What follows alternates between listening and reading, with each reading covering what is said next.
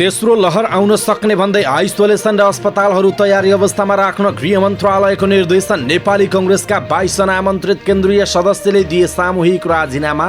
गएको 24 घण्टामा नेपालमा थप 3915 जनामा कोरोना भाइरसको संक्रमण पुष्टि, थप 27 जनाको मृत्यु।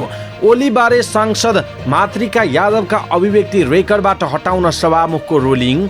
कायम मुकायम प्रधान सेनापति शर्मा र भारतीय राजदूत क्वात्राबीच भेटवार्ता। कैलालीमा जुवाडे भगाएको आरोपपछि 5 प्रहरी निलम्बित, उच्च अधिकृतलाई भने उन्मुक्ति। कालो सूचीमा राख्ने व्यवस्था परिवर्तन गरिने, असारमा तिर्न नसकेको ब्याज र किस्ता पुस मसान्तसम्म अब तिर्न सकिने। 25 लाखसम्मको कृषि, पर्यटन र महिला उद्यमी कर्जा अब विपन्न वर्ग कर्जाको रूपमा परिणत।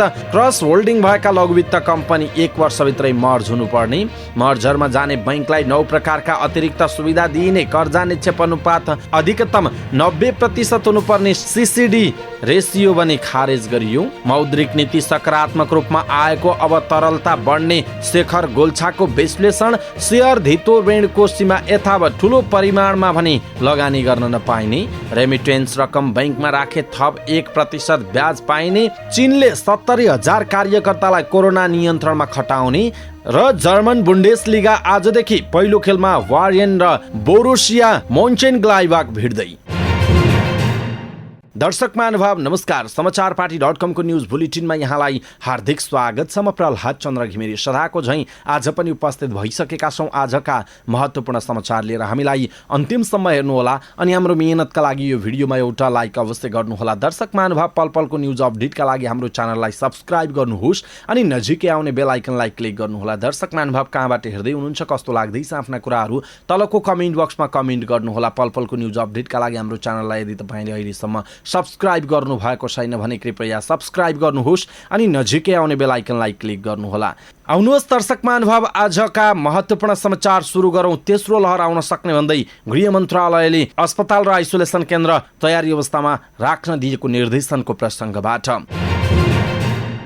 सरकारले कोरोना संक्रमितको उपचारका लागि आइसोलेसन सेन्टर, अस्पताल र मेडिकल कलेज सूचीकृत गर्ने व्यवस्था मिलाउन 77 वटै जिल्लाका प्रमुख जिल्ला अधिकारी सिडिओहरूलाई निर्देशन दिएको छ। गृह मन्त्रालयले सूचना जारी गर्दै कोरोना संक्रमणको तेस्रो लहर आउन सक्ने सम्भावनालाई मध्यनजर गरी आइसोलेसन सेन्टर, अस्पताल, मेडिकल कलेजहरूमा आवश्यक व्यवस्थापन गर्न निर्देशन दिएको हो। पहिलो र दोस्रो लहरको बेलामा सूचीकृत अस्पतालहरू हाल स्थगन गरिएको हुँदा सम्भावित तेस्रो लहरको सम्भावनालाई मध्यनजर गर्दै अस्पतालहरूलाई सूचीकृत गर्नुपर्ने आवश्यकता देखिएको भन्दै मन्त्रालयले आवश्यकताको आधारमा आइसोलेसन सेन्टर, अस्पतालहरू र मेडिकल कलेजहरू सूचीकृत गर्न निर्देशन दिएको हो। सूचीकृत अस्पतालहरूको सूची स्वास्थ्य तथा जनसङ्ख्या मन्त्रालयको स्वास्थ्य आपतकालीन कार्य सञ्चालन केन्द्रमा पठाउनु पर्नेछ।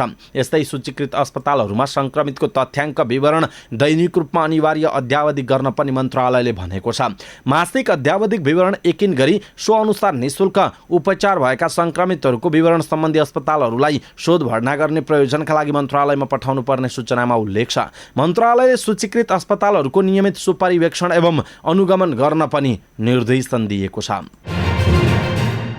नेपाली कङ्ग्रेसका 22 जना आमन्त्रित केन्द्रीय सदस्यहरूले सामूहिक रूपमा राजीनामाको घोषणा गरेका छन्। शुक्रबार केन्द्रीय समिति बैठकमा आमन्त्रित केन्द्रीय सदस्यहरूले सामूहिक रूपमा राजीनामाको घोषणा गरेका हुन्। पार्टीका पदाधिकारी र केन्द्रीय सदस्य स्वतः महाधिवेशनमा आउने प्रावधान आमन्त्रित केन्द्रीय सदस्यहरूको हकमा लागू नभएको भन्दै उनीहरूले असन्तुष्टि जनाएको बैठकमा सहभागी एक केन्द्रीय सदस्यले जानकारी दिनुभयो। उनीहरूले कङ्ग्रेसको विधानमा आमन्त्रित केन्द्रीय सदस्यलाई क्षेत्रीय प्रतिनिधि सरह अधिकार नदिएको भन्दै राजीनामा गरेका हुन्। पार्टीको क्षेत्रीय प्रतिनिधि सरह पनि हामीलाई अधिकार दिइएन, आमन्त्रित केन्द्रीय सदस्य किरण पौडेलले भन्नुभएको छ। विधानमा आमन्त्रित केन्द्रीय सदस्यलाई विभेद गरिएकाले हामीले राजीनामा गरेका हौँ, उहाँको भनाइरहेको छ। कङ्ग्रेस केन्द्रीय समितिको बैठक बिहिबारदेखि सभापति शेरबहादुर देउवाको निवास बुढानीलकण्ठमा जारी रहेको छ। त्यसो त सामूहिक रूपमा राजीनामा दिने आमन्त्रित केन्द्रीय सदस्यहरूमा नन्दन कुमार दत्त, सुनसरी कुमार खड्का, कास्की बालकृष्ण पाण्डेय, नेजस भारत, आनन्द गोरखविष्ट, नेजस अमेरिका, नरेन्द्र कुमार चौधरी सुनसरी, हसन अन्सारी मोरङ, किरण राज शर्मा पौडेल बागलुङ, रमा कोइराला पौडेल सुनसरी, कृष्ण किशोर घिमिरे दाङ, गोपाल कुमार बस्नेत झापा, सुधीर कुमार शिवाकोटी झापा, मनोहर नारायण श्रेष्ठ धनकुटा, ध्रुव वाग्ले तनहुँ, मोहन सिंह राठौर कैलाली, शम्भुलाल श्रेष्ठ सर्लाही, अभिषेक प्रताप शाह कपिलवस्तु, दयाराम पाण्डे लमजुङ, जनकराज कलौनी डडेलधुरा, भूमि बहादुर विश्व गुरुङ स्याङ्जा, दिलीप राई, आशाराम चौधरी र राजेन्द्र बहादुर सिंह रहनु भएको छ। गएको 24 घण्टामा नेपालमा 3,915 जनामा कोरोना भाइरस कोभिड-19 को संक्रमण पुष्टि भएको छ।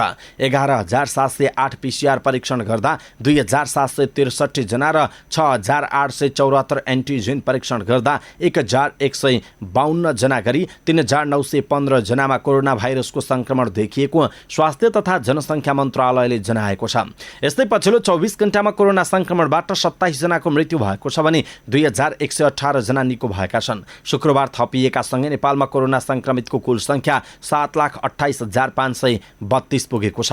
यो सँगै नेपालमा मृत्यु हुनेको संख्या 10,239 पुगेको छ भने 6,79,495 जना संक्रमण मुक्त भएका छन्। मन्त्रालयका अनुसार हाल देशभर सक्रिय संक्रमितको संख्या 38,798 जना रहेका छन्, जसमध्ये 35,518 जना होम आइसोलेसनमा रहेका छन् भने 3,280 जना संस्थागत आइसोलेसनमा रहेका छन्। कोरोनाका बिरामी मध्ये 736 जना आइसियु र 186 जना भेन्टिलेटरमा उपचाररत रहेका छन्। यस्तै 10 वर्ष मुनिका 73 बालबालिकामा कोरोना संक्रमण पुष्टि भएको छ भने 11 देखि 20 वर्ष उमेर समूहका 218 जना कोरोना संक्रमित थपिएको जनाइएको छ। प्रतिनिधि सभाको शुक्रबारको बैठकमा सभामुख अग्निप्रसाद सापकोटाले प्रमुख प्रतिपक्ष दल नेकपा एमालेका अध्यक्ष केपी शर्मा ओलीबारी सांसद मातृका प्रसाद यादवका अभिव्यक्ति संसदको रेकर्डबाट हटाउन रुलिङ गर्नुभएको छ। सभामुख सापकोटाले भन्नुभयो, विशेष समयमा मान्य श्री मातृका प्रसाद यादवले बोल्ने क्रममा प्रयोग गर्नुभएको मेन्टल्ली फिजिकल्ली फिट हुनुहुन्न भन्ने शब्दहरू प्रतिनिधि सभा नियमावलीको नियम 21 को खण्ड ङ को प्रतिकूल हुने देखिएकाले ती शब्द सचिवालयको रेकर्डबाट हटाउन सचिवालयलाई निर्देश गर्दछु उहाँको भनाइ छ। प्रतिनिधि सभाको बैठक सुरु हुने बित्तिकै एमालेका प्रमुख सचेतक विशाल भट्टराईले बिहिबारको बैठकमा सत्तापक्षीय एकजना सांसदले अर्को प्रतिपक्षी दलका सांसदलाई अमर्यादित र असंसदीय शब्द बोलेको भन्दै त्यसलाई संसदको रेकर्डबाट हटाउन माग गर्नुभएको थियो। बैठकमा विशेष समयमा बोल्दै बिहिबार माओवादी केन्द्रका सांसद मातृका प्रसाद यादवले पूर्व प्रधानमन्त्री केपी शर्मा ओली शारीरिक र मानसिक रूपमा अस्वस्थ रहेको टिप्पणी गर्नुभएको थियो। शुक्रबारको बैठक सुरु हुन साथ यादवको अभिव्यक्ति हटाउन माग गर्दै एमालेले आपत्ति जनाएपछि सभामुख सापकोटाले यादवले बोलेका शब्द संसदीय मर्यादा र नियमावली विपरीत रहेको भन्दै संसदको रेकर्डबाट हटाउन सचिवालयलाई निर्देशन दिनुभएको थियो। कायम मुकायम प्रधान सेनापति रथी प्रभु राम शर्मा र नेपालका लागि भारतीय राजदूत विनय मोहन क्वात्रा बीच शिष्टाचार भेटवार्ता भएको छ। सैनिक मुख्यालय जङ्गी अड्डामा उहाँहरू बीच भएको भेटमा द्विपक्षीय हित र पारस्परिक सम्बन्धका विषयमा विचार विमर्श भएको सैनिक जनसम्पर्क तथा सूचना निर्देशनालयले जनाएको छ। उहाँहरूको भेटवार्ताले दुई देशबीचको सम्बन्धलाई सुमधुर र प्रगाढ तुल्याउन थप योगदान पुग्ने सेनाले विश्वास लिएको छ। कैलालीमा रकम असुलेर जुवाडे भगाएको आरोप लागेपछि 5 जना प्रहरी निलम्बनमा परेका छन्। सुदूरपश्चिम प्रदेश प्रहरी कार्यालयमा कार्यरत प्रहरी हवलदार सहितका 3 जना र जिल्ला प्रहरी कार्यालय कैलालीमा कार्यरत 2 जना प्रहरी निलम्बनमा परेका हुन्। सुदूरपश्चिम प्रदेश प्रहरी कार्यालयका प्रवक्ता प्रहरी वरिष्ठ उपरीक्षक एसएसपी विक्रम चन्दले प्रहरी हवलदार नैना चन्द्र धामी, प्रहरी जवान एकेन्द्र बहादुर खड्का र प्रेम सिंह धामीलाई निलम्बन गरिएको जानकारी दिनुभयो। उनीहरू 3 जना सुदूरपश्चिम प्रदेश प्रहरी कार्यालयमा कार्यरत थिए। जिल्ला प्रहरी कार्यालय कैलालीमा कार्यरत प्रहरी जवान कृष्ण प्रसाद जैसी र रामसिंह कुँवरलाई निलम्बन गरिएको छ। प्रदेश प्रहरी कार्यालयको निर्देशनपछि उनीहरूलाई जिल्ला प्रहरी कार्यालयले निलम्बन गरेको प्रहरी वरिष्ठ उपरीक्षक चन्दले बताउनु भएको छ। 18 साउनमा धनगढी उपमहानगरपालिका 3 मिलनचोक स्थित एएफसी रेस्टुरेन्टमा जुवा भइरहेको भन्ने सूचनाका आधारमा सुदूरपश्चिम अनुसन्धान समूह आरआईटी र जिल्ला प्रहरी कार्यालयबाट प्रहरी टोली खटिएको थियो। तर उनीहरूले रकम असुल्दै जुवाडे भगाएको आरोप लागेपछि प्रहरी प्रधान कार्यालयको निर्देशनमा सुदूरपश्चिम प्रदेश प्रहरी कार्यालयले प्रहरी वरिष्ठ उपरीक्षक एसएसपी जनकराज पाण्डेको संयोजकत्वमा 3 सदस्यीय छानबिन समिति गठन गरेको थियो। बैंक तथा वित्तीय संस्थाले ग्राहकलाई कालो सूचीमा राख्ने विद्यमान व्यवस्था पुनरावलोकन हुने भएको छ। नेपाल राष्ट्र बैंकले मौद्रिक नीति सार्वजनिक गर्दै कालो सूचीमा राख्ने विद्यमान व्यवस्था पुनरावलोकन हुने उल्लेख गरेको छ। कोरोना महामारीका कारण उद्योगी व्यवसायीहरू समस्यामा परेको र केही सहजता हुने गरी विद्यमान नीति संशोधन गर्ने राष्ट्र बैंकले सङ्केत गरेको छ।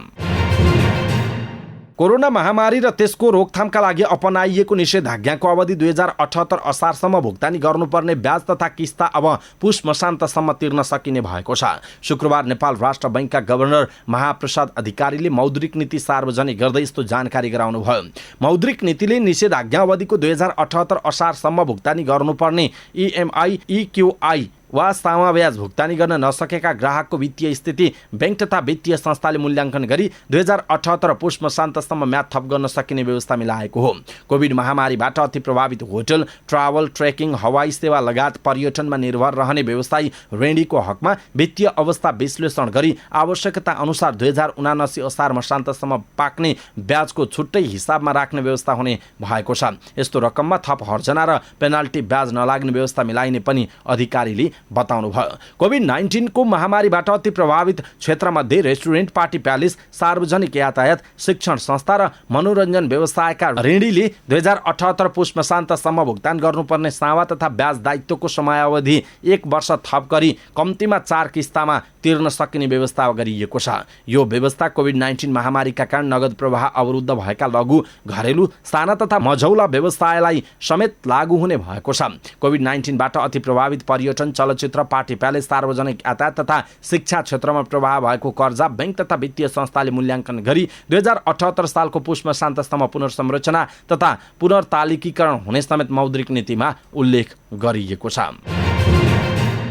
नेपाल राष्ट्र बैंकले वाणिज्य बैंकहरूले प्रवाह गर्ने कृषि, पर्यटन र महिला उद्यमीले लिएको निश्चित सीमाको ऋणलाई विपन्न वर्गको कर्जामा रूपान्तरण गरेको छ। शुक्रबार चालु आर्थिक वर्षको मौद्रिक नीति सार्वजनिक गर्दै राष्ट्र बैंकले कोभिड पीडितका क्षेत्रका ऋणीलाई यस्तो सुविधा दिएको हो। कोरोना महामारीका कारण पर्यटन क्षेत्र रोजगारी गुमाएका व्यक्ति स्वरोजगार हुने गरी व्यवसाय सञ्चालन गर्न प्रवाह हुने 15 लाखसम्म ऋणी, स्वयं रोजगार हुने उद्देश्यले सवारी साधन खरिद गर्न प्रवाह हुने 25 लाखसम्मको कर्जा र व्यवस्था महिला उद्यमीद्वारा लघु उद्यम तथा स्वरोजगारमूलक व्यवसाय सञ्चालन गर्न परियोजनाको धितोमा प्रवाह हुने 20 लाखसम्मको कर्जालाई विपन्न वर्ग कर्जामा गणना हुने व्यवस्था मिलाइएको हो। यस्तै कृषि व्यवसायलाई 20 लाखसम्म कृषि व्यवसाय सञ्चालन गर्न परियोजनाको धितोमा प्रवाह हुने कर्जालाई पनि विपन्न वर्ग कर्जामा गणना हुने व्यवस्था मिलाइएको राष्ट्र बैंकले जनाएको छ। यस्तो कर्जाको बीमालाई भने केन्द्रीय बैंकले अनिवार्य गरेको छ। वाणिज्य बैंक, विकास बैंक र वित्त कम्पनीले आफ्नो कुल कर्जा लगानीको न्यूनतम 5% विपन्न वर्ग कर्जा शीर्षकमा कर्जा प्रवाह गर्नुपर्ने व्यवस्था रहेको छ। वाणिज्य बैंक, विकास बैंक र वित्त कम्पनीहरूको दोहोरो लगानी क्रस होल्डिङ भएका लघुवित्त वित्तीय संस्थाहरू 2079 असार मसान्तभित्र एक आपसमा गाभ्नु वा गाभिनु पर्ने भएको छ। नेपाल राष्ट्र बैंकका गभर्नर महाप्रसाद अधिकारीले शुक्रबार मौद्रिक नीति जारी गर्दै त्यस्ता लघुवित्तहरूलाई 1 वर्षभित्र मर्जरमा जाने व्यवस्था गरिने जानकारी दिनुभयो। यसरी थोक कर्जा प्रदायक लघुवित्त वित्तीय संस्था र खुद्रा कारोबार गर्ने लघुवित्त वित्तीय संस्थाबीच समेत एक आपसमा गाभ्ने वा गाभिने तथा प्राप्ति प्रक्रियामा सहभागी भई एकीकृत भएमा खुद्रा कारोबार गर्ने लघुवित्त वित्तीय संस्थाको रूपमा काम गर्न सक्ने व्यवस्था गरिने उहाँले बताउनुभयो। यस्तै बचत तथा ऋण सम्बन्धी कारोबार गर्ने सहकारी संस्था बाहेकका अन्य विषयगत सहकारी संस्थाका समूह सदस्य मार्फत सामूहिक खेती तथा पशुपक्षी पालन गर्ने प्रयोजनका लागि प्रति सदस्य 5 लाख रुपैयाँ ननाग्ने गरी त्यस्ता सहकारी संस्थाहरूलाई वाणिज्य बैंक, विकास बैंक र वित्त कम्पनीहरूले कर्जा उपलब्ध गराउन सक्ने व्यवस्था मिलाइने राष्ट्र बैंकले बताएको छ। यसैबीच मर्जरमा जान चाहने वाणिज्य बैंकलाई राष्ट्र बैंकले भारी सुविधा प्रदान गरेको छ। चालु आर्थिक वर्षको मौद्रिक नीति सार्वजनिक गर्दै नेपाल राष्ट्र बैंकले निक्षेप र कर्जाको ब्याज दर अन्तर स्प्रेड दरमा छुट र कुलिङ पिरियड खारेजसम्मको व्यवस्था गरेको हो। वाणिज्य बैंकहरूले तोकिएका क्षेत्रमा कर्जा प्रवाह गर्ने अवधि 1 वर्ष थप गरिने, एकीकृत कारोबार गरेको 1 वर्षसम्म अनिवार्य नगद मौजदातको सीमामा 0.5% बिन्दुले छुट प्रदान गरिने व्यवस्था मौद्रिक नीतिमा छ। एकीकृत कारोबार गरेको 1 वर्षसम्म वैधानिक तरलता अनुपातमा 1% बिन्दुले छुट प्रदान गरिने, केन्द्रीय बैंकबाट तोकिएको प्रति संस्था निक्षेप सङ्कलन सीमामा 5% बिन्दुले थप गरिने व्यवस्था गरिएको छ। सञ्चालक समितिका सदस्य र उच्च पदस्थ कर्मचारीको 6 महिनाको कुलिङ अवधिलाई पनि मौद्रिक नीतिले खारेज गरेको जनाइएको छ। यसैबीच नेपाल राष्ट्र बैंकले विद्यमान कर्जा स्रोत परिचालन अनुपात सीसीडी रेसियो खारेज गरेको छ। चालु आर्थिक वर्षका लागि राष्ट्र बैंकले ल्याएको मौद्रिक नीतिले सीसीडी रेसियो खारेज गरेको हो। गभर्नर महाप्रसाद अधिकारीले बैंक तथा वित्तीय संस्थाहरूको 2079 असार मसान्तसम्ममा कर्जा निक्षेप अनुपात सीआरडी भने अधिकतम 90% कायम गर्नुपर्ने बताउनुभयो। यसैगरी पुँजी कोष र त्यसको अङ्गको रूपमा रहेका ऋणपत्र बाहेकका अन्य ऋणपत्र र सापटीलाई उपरोक्त बमोजिमको कर्जा निक्षेप अनुपातमा समायोजन गर्न सकिने व्यवस्था गरिने गभर्नर अधिकारीले बताउनु भएको छ।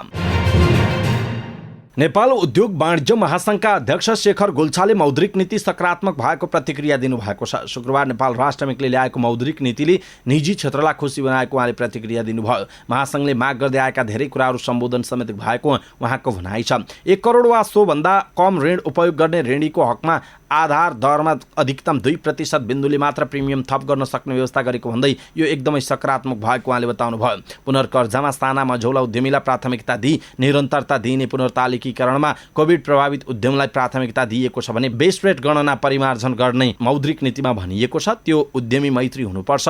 रेमिटेन्स रकम बैंक तथा वित्तीय संस्थाहरूमा जम्मा गरेमा न्यूनतम 1% बिन्दु थप ब्याज पाउने व्यवस्था मिलाइने उल्लेख छ। यसले तरलता बढाउन मद्दत गर्ने पनि उहाँले बताउनु भएको छ। नेपाल राष्ट्र बैंकले मौद्रिक नीति मार्फत शेयर धितो राखेर ऋण प्रवाहमा कडाई गरेको छ। शुक्रबार गभर्नर महाप्रसाद अधिकारीले सार्वजनिक गरेको मौद्रिक नीतिमा यस्तो व्यवस्था गरिएको हो। नयाँ व्यवस्था अनुसार शेयर धितो ऋणको सीमा एक संस्था वा व्यक्तिको बढीमा 12 करोड रुपैयाँ हुनेछ। एक बैंकबाट बढीमा 4 करोड रुपैयाँ भन्दा बढी ऋण लिन पाइने छैन। विभिन्न बैंक तथा संस्थाहरूबाट गरेर जम्मा 12 करोड मात्र ऋण पाइने व्यवस्था मौद्रिक नीतिमा छ। शेयरको धितो मूल्याङ्कनको सीमालाई भने 70% मा यथावत नै राखिएको छ। शेयर धितोमा गरिएको कडाईले शेयर बजारमा नकारात्मक प्रभाव पर्ने नेपाल इन्भेस्टर फोरमका अध्यक्ष छोटेलाल रौनियारले बताउनुभयो। उहाँका अनुसार शेयर धितोमा करिब 92 अर्ब रुपैयाँ बराबर ऋण लगानी भएको छ। नेपाली बैंकहरूले शेयरमा 5 खर्बको ऋण लगानी गर्न सक्ने क्षमता राख्ने उहाँले बताउनु भएको छ। विदेशबाट नेपाली श्रमिकले पठाउने रेमिटेन्स रकम बैंक तथा वित्तीय संस्थामा जम्मा गरेमा 1% थप ब्याज दिइने भएको छ। नेपाल राष्ट्र बैंकले जारी गरेको मौद्रिक नीतिमा वैदेशिक रोजगारीमा रहेका नेपालीलाई बैंकिङ च्यानलबाट पठाएर बचत गरेमा थप ब्याज दिने व्यवस्था गरेको हो। गभर्नर महाप्रसाद अधिकारीले बैंकिङ च्यानलबाट आएको रेमिटेन्स रकम बैंक तथा वित्तीय संस्थामा राखेमा थप 1% ब्याज दर दिने व्यवस्था गर्ने बताउनु भएको छ। अब अन्तर्राष्ट्रिय समाचार। चीनले कम्युनिस्ट पार्टीका 70,000 कार्यकर्तालाई कोरोना भाइरस कोभिड-19 नियन्त्रणका लागि खटाउने निर्णय गरेको छ। स्थानीय सञ्चार माध्यमहरूका अनुसार पूर्वी चितवनको जियाङसु प्रान्तको याङझोउ शहरमा पछिल्लो समय कोरोना संक्रमण बढेसँगै उक्त शहरमा पार्टीका कार्यकर्तालाई खटाउन लागि हो। अहिले परिचालन गर्न लागिएका मानिसहरूले क्वारेन्टिनमा बसेका मानिसलाई सहयोग गर्ने जनाइएको छ। बिहिबार याङझोउ शहरका उपप्रिमियर सुन चुनलानले अझै पनि शहरमा संक्रमण नियन्त्रणमा नआएको बताएका छन्। उनले सकेसम्म छिटो उक्त शहरमा संक्रमण नियन्त्रण गर्नेतर्फ प्रयास सुरु गर्नुपर्ने बताएका हुन्। याङझोउ शहरमा कोरोना संक्रमण बढेसँगै उक्त शहरका 8 अधिकारीमाथि अनुसन्धान गरिएको छ र उनीहरूलाई राम्रो व्यवस्थापन गर्न नसकेको भन्दै चेतावनी दिइएको छ। चीनमा जुलाईको अन्तिम यता 60 भन्दा धेरै अधिकारी कोरोना संक्रमण नियन्त्रण गर्न नसकेको भन्दै कारबाही अनुसन्धान वा चेतावनीमा परेका छन्। र जर्मन बुन्डेसलिगाको नयाँ सिजनको पहिलो खेलमै साबिक विजेता बायर्न म्युनिख खेल्दैछ।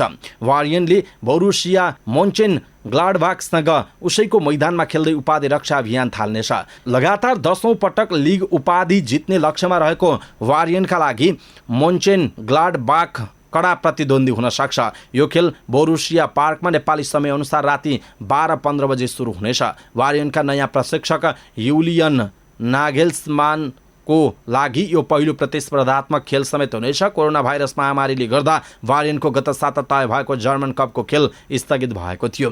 हान्सी फल्कीले जर्मनीको राष्ट्रिय टिमको प्रशिक्षक बन्न गएपछि नागेल्समान बायर्नको प्रशिक्षक बनेका थिए। यसपटक केही खेलाडीले बायर्न छोडिसकेका छन्। डेभिड अलामा, डुगलास कोस्टा, जाभी मार्टिनेज र जेरोमी बोएटेङले बायर्न छोडेका हुन्। बायर्नले नयाँ सिजनका लागि आरबी लाइप्जिगबाट डिफेन्डर डायोट उपामेकानोलाई भित्र आएको छ। यस्तै इङ्ग्लिस डिफेन्डर ओमार रिचर्ड्सलाई पनि अनुबन्ध गरेको छ। गत सिजन वारियनले घरेलु मैदानमा ग्लाडबाखलाई 6-0 को फराकिलो अन्तरले हराएको थियो, तर अब मैदानमा भने 3-2 ले पराजित भएको थियो। वारियनलाई टक्कर दिने क्लबमा बोरुसिया डर्टमन्ड र आरबी लाइप्जिग रहेका छन्। जर्मनीका पारस्परिक ठूला क्लब वेडर ब्रेमन र साल्का गत सिजन रेलिगेसनमा परेका थिए। यी दुई क्लब पुनः शीर्ष डिभिजनमा फर्कने लक्ष्यका साथ दोस्रो डिभिजनमा खेल्ने बताइएको छ।